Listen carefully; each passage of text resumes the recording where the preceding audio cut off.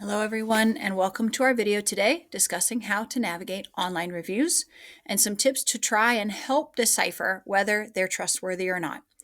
So in a perfect world, reviews would be the helpful and honest opinions of people who tried a product or service and wanted to share their experience with the world. However, the reality is that people have realized how impactful reviews can be for a company and are making fake reviews that are intentionally deceptive or manipulative. Or companies are incentivizing customers to write reviews, and some companies are upfront about this and others may not be. In our video today, we're going to cover some tactics that you can utilize to try and assess correctly the validity of an online review. All of our information today comes from the FTC's Consumer Advice page, and I'll have the link in the description so you can go and read the article for yourself if you'd like to.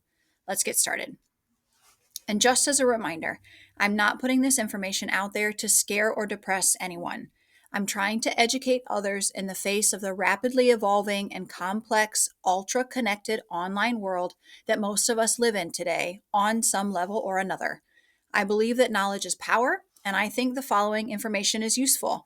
So I'm sharing it in the hopes that others learn and are better equipped for having encountered it. The FTC has brought several cases involving online reviews. Some involved companies posting fake reviews of their own products and services, and others involved reviews by folks who may have been real customers or users of a product, but who didn't say outright that they'd been paid to write a positive review. So the FTC suggests the following 2 tips to anyone reading and using reviews: that you must 1, consider the source of the information, and 2, ask questions. There are 2 basic questions you must ask yourself. What do you know about this reviewer? And what do you know about the site or platform where you're reading the review? In addition, the FTC has several recommendations when considering reviews. The first, the classic recommendation by the FTC in this scenario has been to look at a variety of sources, including well-known websites that are trustworthy and impartial expert reviews.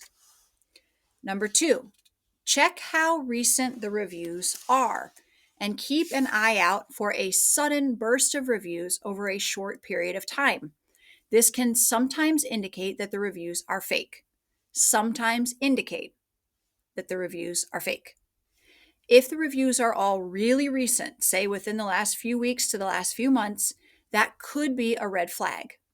Personally, the ideal for me is to see multiple reviews ranging from a few years ago, if the business or company has been around that long, generally spaced out every few weeks or months, leading up to and including a few recent reviews, say within the last month or so. That's what I personally tend to look for when checking the validity of a review.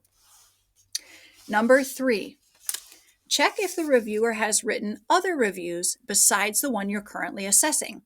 If they do have other reviews out there, read those to get a stronger sense of how much to trust that reviewer. If it appears that the reviewer has created an account solely to write one review for one product, it could indicate that the review is a fake. Number 4, don't assume that it's easy to tell a real review from a fake one. Some reviews can look suspicious and some can look real, and it's often nearly impossible to ever tell for sure. So the bottom line is, take all reviews with a grain of salt. For example, you may already be aware to watch out for reviews that seem all positive, too positive to be real, but some fake positive reviews will purposely give less than the highest possible rating to appear legitimate and believable. So rather than, it could be a fake review and still only have 4 stars instead of 5. Okay, because it makes it seem a little bit more believable. Number 5, fake reviews are not always positive. A company could be posting fake negative reviews to harm a competitor. Something else to keep in mind. Number 6, sometimes companies will incentivize reviewers to give a review. They give them free stuff, for example. Some websites are upfront about this with a label or a badge next to the review telling you that the reviewer received an incentive. Not all incentivizing companies are honest about this, so just keep that in mind. And how you factor in those incentivized reviews is up to you. Okay? Number 7, This is a personal opinion. Number 7 and number 8 are things that I've added in. These are not from the FTC.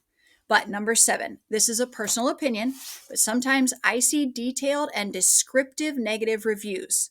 I want to use the word even almost nitpicky reviews here that seem to me to be posted with the hope that the reviewer might receive compensation for their terrible experience.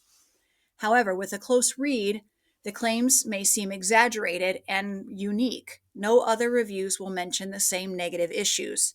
So I guess the point I'd make here is that if there's one lengthy negative review and no other negative reviews, take that one with a grain of salt as well.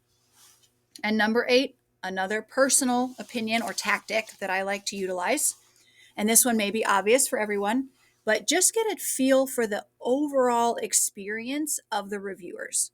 If you read several reviews and they all mention the same thing, say that the sweater or the shoes run big, for example, then I tend to take that into account when ordering something. If there's one or two outliers, say 100% positive or 100% negative, I tend to mentally downplay what they say versus what the majority says. However, if multiple people say that the sweater pills heavily upon the first wear, for example, following our example from earlier, I tend to steer away from it. So, like I said, these last two tips are personal ones for me. Take them as you will. Others may have had a different experience than me.